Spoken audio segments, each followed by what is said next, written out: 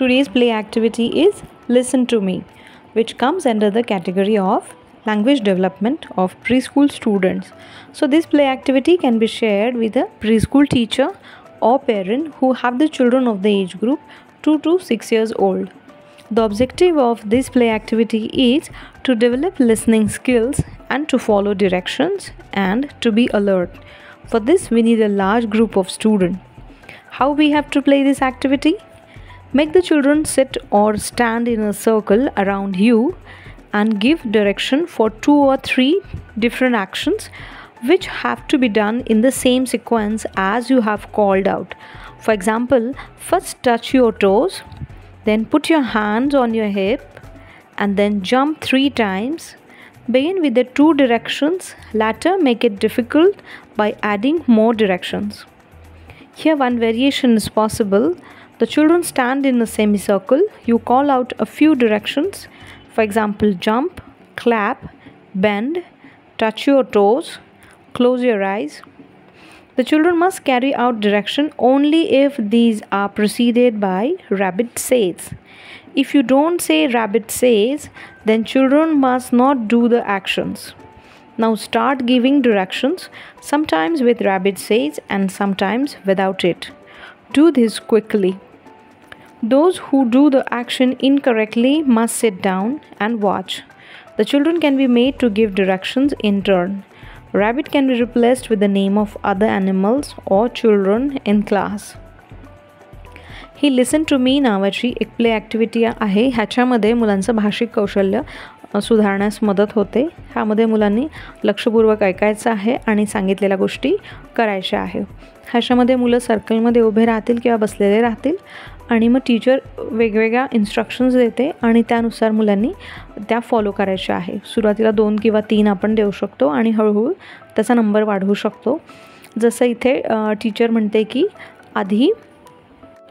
आधी मुलांनी पायाचे बोटांना हात लावायचा आहे, त्यानंतर हात कमरेवर ठेवायचा आणि मग 3 वेळा जंप करा. अशा ह्या 3 इन्स्ट्रक्शन होऊ शकतात. सुरुवातीला आपण 2 सांगू शकतो, मग 3 आणि हळूहळू ते वाढवू शकतो. ह्याच्यामध्ये ह्याच सिक्वेन्सनेच मुलांनी करायचं आहे. म्हणजे आधी पायाची बोटं पकडा, मग कमरेवर हात ठेवा आणि 3 उड्या मारा असं एक म्हणू शकतो. किंवा ह्याच्यामध्ये आपल्या सोयीनुसार आपण चेंज करू शकतो.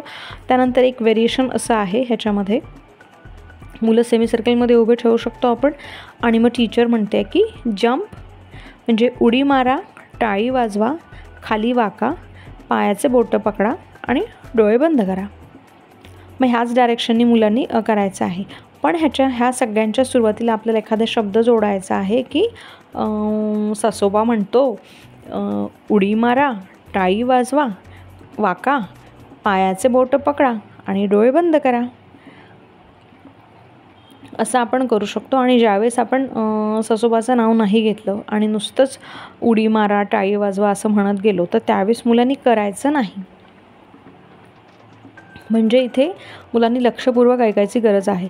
ससोबा म्हणाले असं जर म्हणतोय तरच ते सगळ्या ॲक्शन करायच्या किंवा नाहीतर नाही करायच्या. आणि जे मुलं लक्षपूर्वक ऐकत नाही, ज्यांचं चुकत आहे, मग ते गेमच्या बाहेर होतील आणि ते शांतपणे खाली बसतील. आपण इथे आणि मग हळूहळू मुलांना एक सवय झाली तर आपण फास्ट घेऊ शकतो. जोपर्यंत 1 बाय 1 मुलं कमी होत नाही तोपर्यंत घेऊ शकतो. इथे आपण ससोबाच्या ऐवजी कुठल्या प्राण्याचं नाव घेऊ शकतो किंवा एखाद्या विद्यार्थ्याचं नाव घेऊ शकतो आणि ह्या पद्धतीने मुलांना आपण खेळवू शकतो. पण ह्या प्ले ॲक्टिव्हिटी तर आहेत, पण हे खूप सुंदर आईस ब्रेकर्स पण आहे. म्हणजे मुलांना अभ्यास करताना कंटाळा येतो किंवा जेवण झाल्यावर बऱ्याच वेळा मुलं असे पेंगलेले असतात, झोपायला आलेले असतील, तर त्यावेळेस आपण ह्या अशा प्ले ॲक्टिव्हिटीज घेऊ शकतो. मुलांना खूप छान चेंज होतो आणि आईस ब्रेकिंग ॲक्टिव्हिटीज आहे. परत मुलांचं लिसनिंगसुद्धा वाढतं, म्हणजे लक्षपूर्वक ऐकण्याचं कौशल्यसुद्धा विकसित होतं. तर ह्या सगळ्या अशा ह्या मजेशीर ॲक्टिव्हिटीज आहे. आपण ह्या घरीही घेऊ शकतो आणि सगळेजण शाळेतही करू शकतो.